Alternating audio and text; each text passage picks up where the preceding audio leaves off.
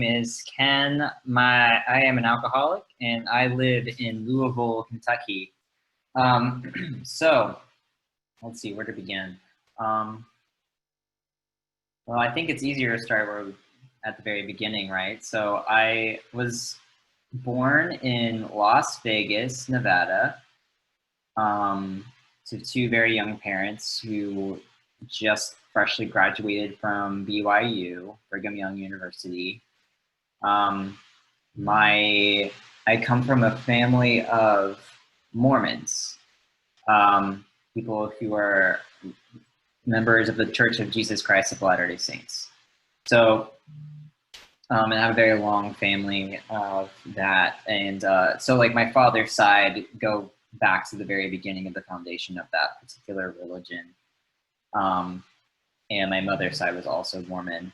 And that's how they met, was at BYU. So being Mormon and the identity of being Mormon was a huge part of my upbringing. It was a huge part of my self-identity.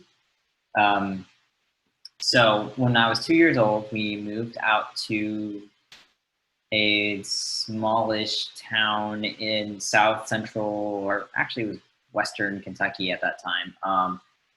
And I felt even though I practically grew up in Kentucky, I felt very outside of Kentucky in terms of the cultural experience of what being Kentuckian meant. I refused to adopt the accent. It wasn't until later when I moved to Louisville that I started to develop any sort of an accent or an affinity for the accent. I didn't really have a lot of friends. I didn't feel a part of. I always felt apart from. And part of this is because I felt really misunderstood by my classmates for my religion. Like I got told a lot by other kids that I was an atheist, or they told me that I wasn't a real Christian, whatever being Christian meant to these kids. I wasn't one. And that was really harmful. And that drove me further into feeling like I didn't belong with these kids. So a little background, I'm going to talk a lot about, honestly, my religious and spiritual experiences. But I was as a child, I was very filled with wonder of the world. I had this affinity for life and the way life worked in the world outside and the world inside of here. And there was this like, I guess childlike wonder and childlike awe that I had. And everything felt magical, and everything felt like huge and magnificent. Everything held meaning.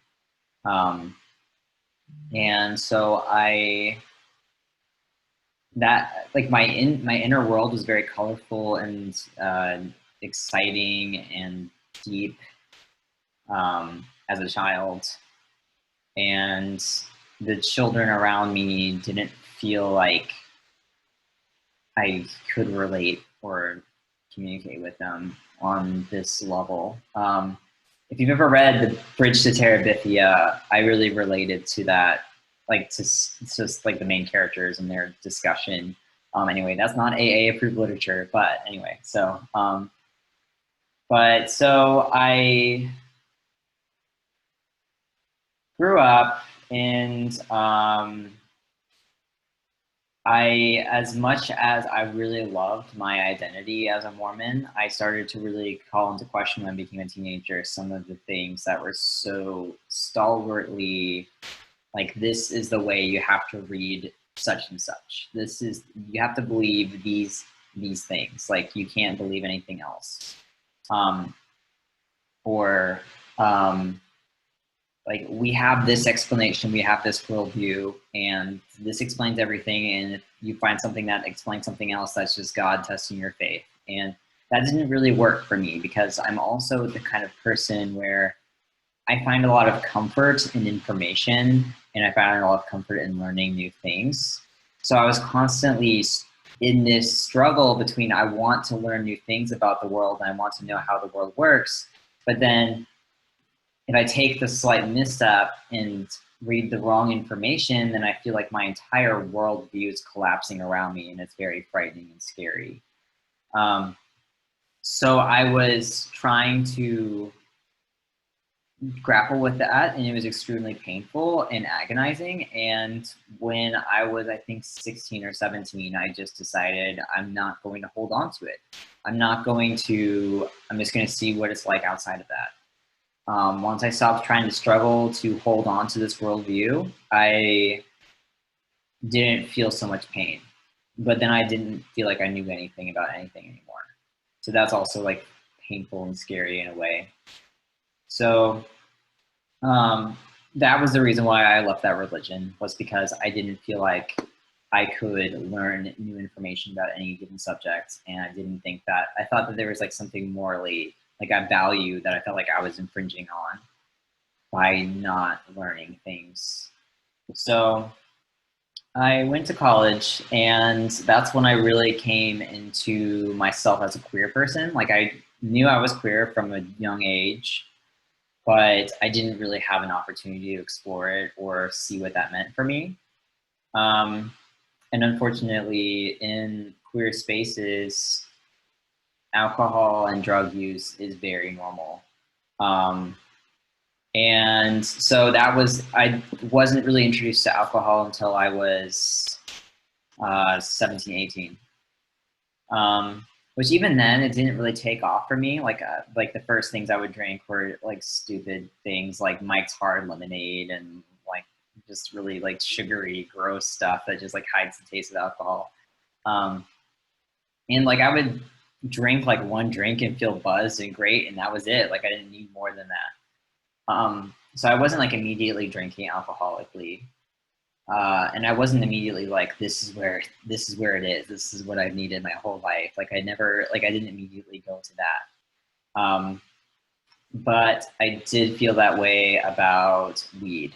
Like weed was my preferred drug for sure. And so I was, this like young queer kid trying to come into myself, like come into this community that it loves and accepts me, or at least I perceive to love and accept me. But they're encouraging really bad habits and like ways of communicating with each other and ourselves. And so, yeah, and it's hard because it's like one of those things, like when you're queer, you're not born into a community.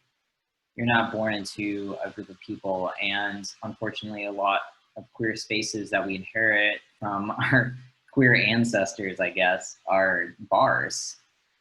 So yeah, that's just so normal in that community. And it's not really read as like abnormal. Like there isn't like the same kind of red flags that I think happen in straight communities. But anyway, so I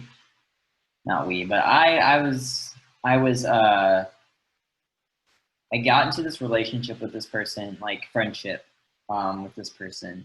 And I was already smoking a lot of weed and already drinking a lot of alcohol by this point, but this person really pushed it over the edge because I felt like this person was able to meet me and know me on that spiritual level that I was craving for so long. And I feel like I wasn't known before that. So, and part of this person's spiritual experiences was really in partaking in drugs and substances. So, using drugs was a way for me to think that I was a more spiritual person. And that was one of the biggest reasons for why I was so attracted to drugs and alcohol. Like when I didn't have weed, I would drink, or I would drink and do weed, and it was great, do weed. So I got really close to this person, and like we'd go to their home, their parents' home, and like we would go on hikes and stuff, and then we would just like get so high and so drunk that we would just be like, like glued to the floor, like we couldn't really do anything. And it was like really strange because it was like these highlights of these like extremely spiritual experiences, but then otherwise just like not being able to do anything. So we just like overdid it in terms of like using drugs. And that's not something I ever want to go back to, that feeling of just feeling like I can't move because I just am so vegged out by how much like alcohol and other substances I've done. Um, so yeah, this relationship fell apart because it got out this person was sexually assaulting people, not me, but other people, and that obviously doesn't work for me to remain close to this person. So I kind of ejected myself from that relationship and a lot of those other kind of circles of people that I was with. Um, and I carried the drug usage with me. Um, and I felt so broken, and I felt like my spirituality was just destroyed in that experience. I lost a lot of naivety and innocence from that experience that I had had. And then I went on to just be super fucking depressed, and dyeing my hair crazy colors, which there's nothing wrong with dyeing your hair crazy colors because it's great. But like to me, that means I'm trying to like make my outsides be what I think my insides are missing. So yeah. And I was in a really mediocre relationship with this guy who was just really fucking mediocre, who also encouraged my drinking because it was just like every night we would just watch TV and drink PBR after PBR after PBR, and it was just boring and shitty.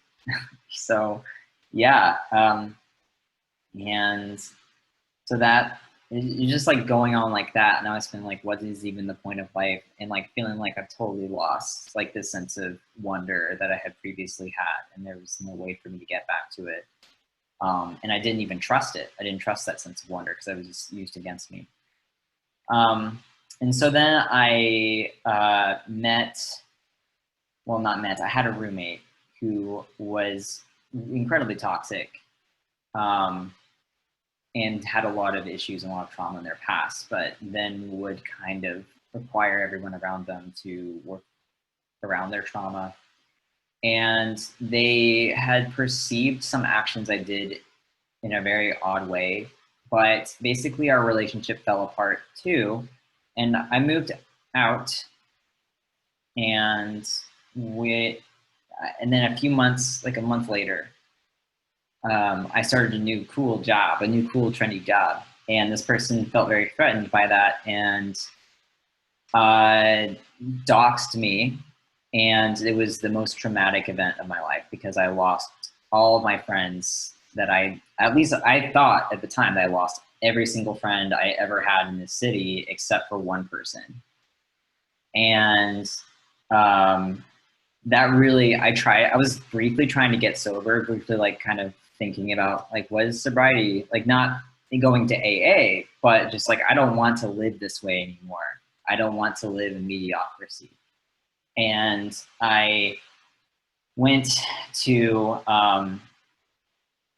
so basically that threw my plan out the window. This person, like I had no defenses at all, started smoking again, started drinking a lot.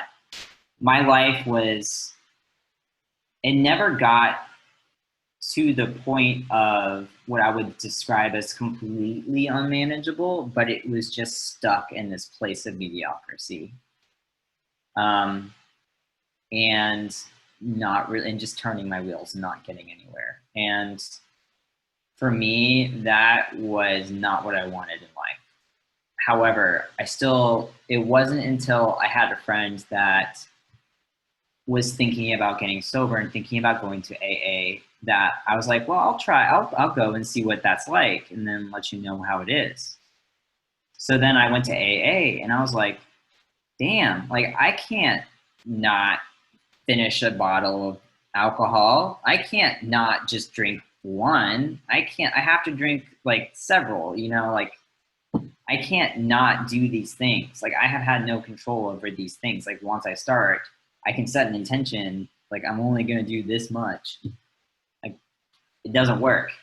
So then I realized, yeah, I have this problem, and it's not like I'm not living in hell right now. I feel like I'm living in purgatory.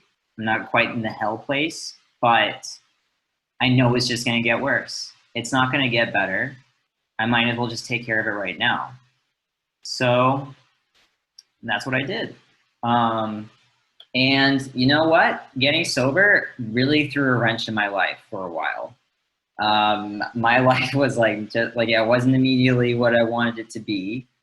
But I also started doing so many things. Like one of the greatest things that I recall from early sobriety was how amazed I was that I could remember everything up until when I went to sleep. Like I could read a book before I went to bed. I couldn't do that before. Like just like really simple things like that. Like being able to retain information, like I said before, being able to learn things was my greatest value.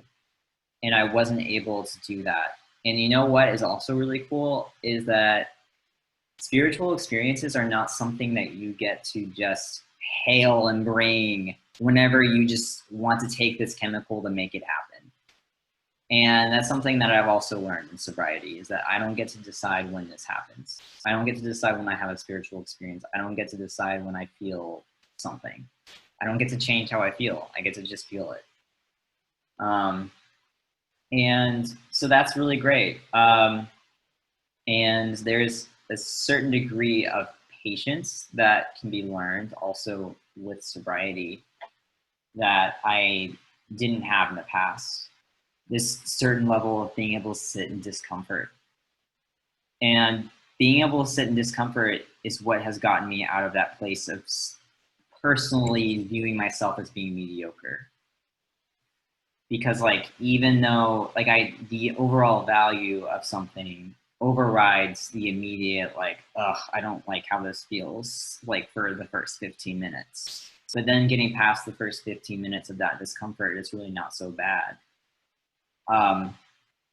And I am an incredibly inquisitive person. So like I've been obsessing over plate tectonics today. I've been learning about the different sorts of earthquakes.